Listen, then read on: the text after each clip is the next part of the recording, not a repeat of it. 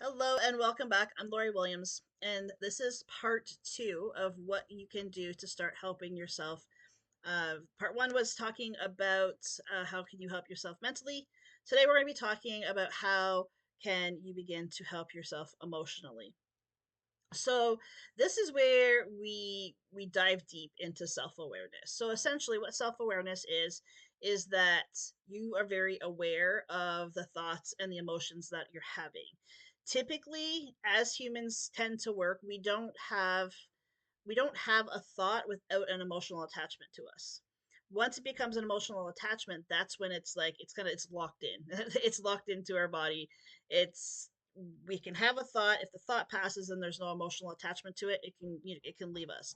But as soon as we have a thought and there's an emotional attachment, it's like locked in the vault. So what you want to do is you want to become very aware of the emotions that you're having. This might come in a form of triggers. This might come in a form of memories that stir up some emotions that you're struggling with. Typically, all of these things come up because they want to be healed. Essentially, every trauma that we have was an emotion. It is a trapped emotion, and we have the emotional attachment to the trauma because it was hurtful at that time. So when we are working through our emotional state, it comes down to self-awareness of recognizing, is the emotion yours or is it someone else's?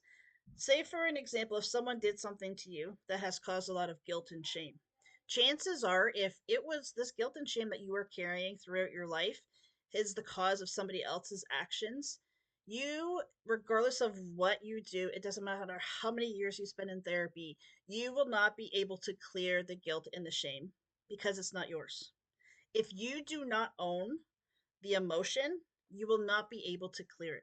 The best thing that you can do is to recognize where that belongs, and if it doesn't belong on it, if it doesn't belong on you, put it where it belongs, on the person that it belongs on, and let it go. Just say, I don't own that, it's not mine, let it go. And ultimately, it comes down to it too, is a lot of the emotional issues that we have or that come up for us are things that other people that have said to us or about us, or how they've made us feel, and we've just taken that on as our truth. So if you are able to sit down with a piece of paper and write down what emotion is coming up for you, what is your earliest memory of this coming up for you, of this being an issue, and then asking yourself, is it something that I have put on myself or is it something that someone else has put on me?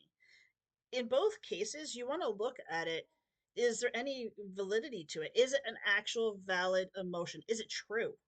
Yes, it's true that you're having that emotion, but let's say, for an example, if the emotion that's coming up is that you're unlovable and you just don't feel worthy of being loved, um, is that actually true? Is there a valid reason that you are unlovable? Is there a valid reason that you are unworthy? I would hope that your answer would be no. It might be yes for a little while as you start working through this, but this is how you start to deepen your sense of self awareness. Anytime you have something that's coming up for you that's not in alignment with who you are or who you want to be, that's when you have to start changing it. And you do this by bringing the thought processes into it that I talked about in the first part of this series. So if you haven't watched that already, please go back and watch that video because these are all going to tie in. This three-part series will all tie in together. So when you want to change the emotion around it, you also have to change the thought, because the thoughts and the emotions, like I said, the thought is the first part to come in, and then the emotional attachment is tied to that thought. We can start to rewire our brain and rewire our emotional bodies by changing the thought and then also changing the emotion around it as well.